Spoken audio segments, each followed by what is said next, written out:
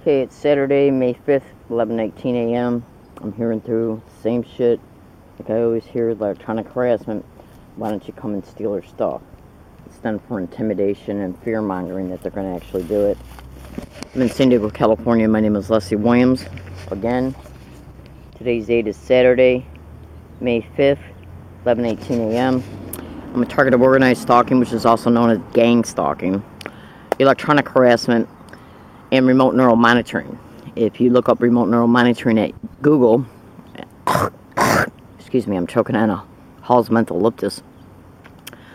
If you Google remote neural monitoring, you'll be able to ascertain what it is, and you'll also be able to observe in the same PDF file that the computer-to-brain link is mentioned.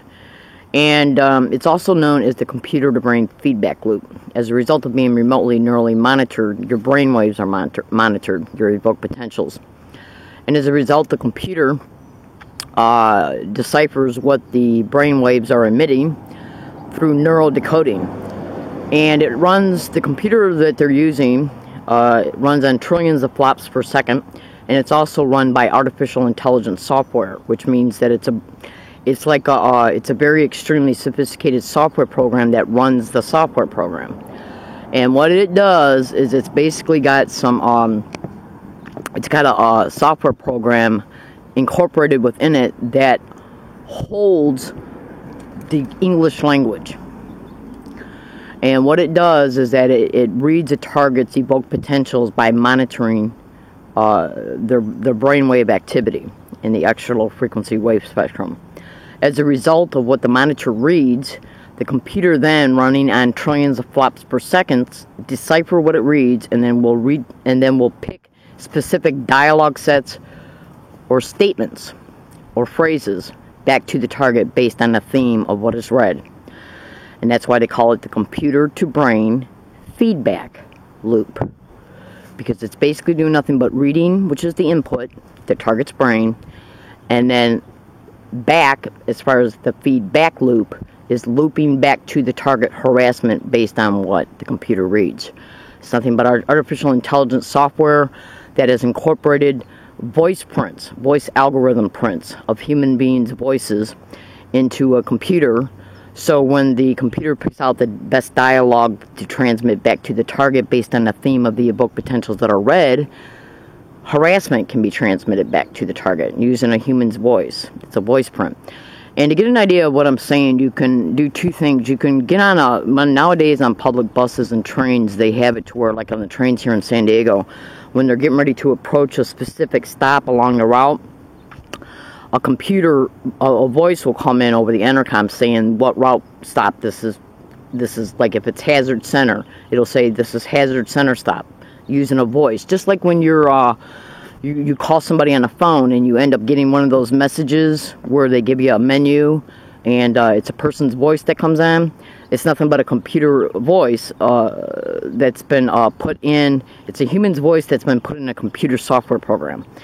And what the software does is that it picks through a specific amount of words that are appropriate in reference to, again, the theme of what's read. And this is what they do in order to be able to harass the target. Go to Google and type in electronic harassment, and then look at the Wikipedia webpage for electronic harassment. Then scroll down on it and click on the microwave auditory effect. Go to that webpage, and then go down to the external links. And you're going to notice a bunch of features in the external links written out, and one of them flat out shows phrases, sentences, and words.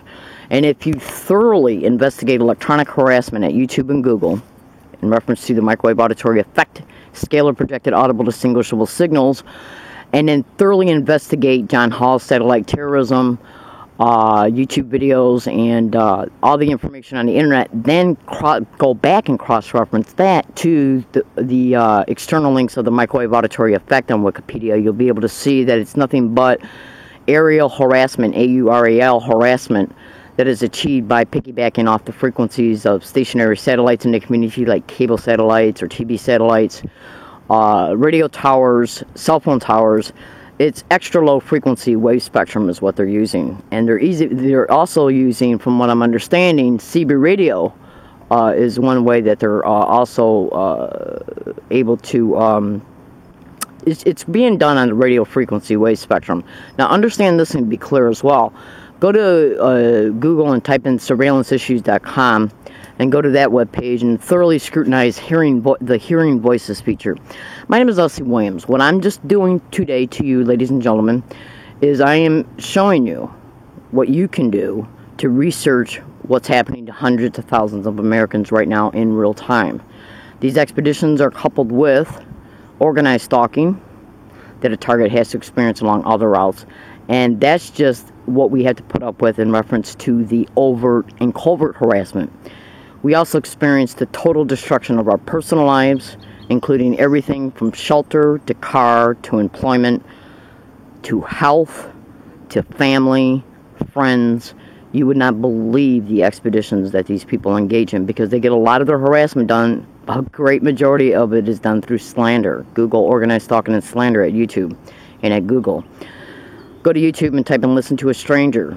Yeah, that'll give you a good preliminary introduction in reference to how they can get people in the community to harass a target for them for free, because they got to be able to have that harassment done in a cost-effective manner in order to make money off a target when he or she breaks down. All right, I'm going to stop this particular video file. This video file was made today to let you know that I'm still a target of organized stalking, electronic harassment. And make no mistake about this. This is organized crime that's in the system, that has tentacles that are down in, that reach out into the organized crime that's in the street. It's all connected. And they do nothing but, the organized crime that's in the system does nothing but use their employment descriptions to aid and abet in the tearing down of a target's life, taking over their finances, even taking legal custody of them to take over their finances. Like if you're on Social Security, they'll literally take legal custody of you to take over your monthly Social Security check, to bilk your Medicare, and to sexually exploit you. They go to single mothers to do the same thing to them. Yeah, because you can apply for federal dollars per child, foster care. They set up syndicated group homes and foster homes for these means, and all they do is go hunting for people like me on disability, the vulnerable, the elderly. You would not believe what I know. It's nothing but organized crime, and they use the power positions that they're attached to in the community to achieve these ends. Probate attorneys, probate judges, members of the district attorney's office, yeah, prosecutor's office, police officers, social services workers, even Social Security workers, including Medicare. My name is Leslie Williams. It's organized crime in the system. Alright, I gotta get going. This is just a tidbit file to illustrate to you what I know based on experience and extensive research.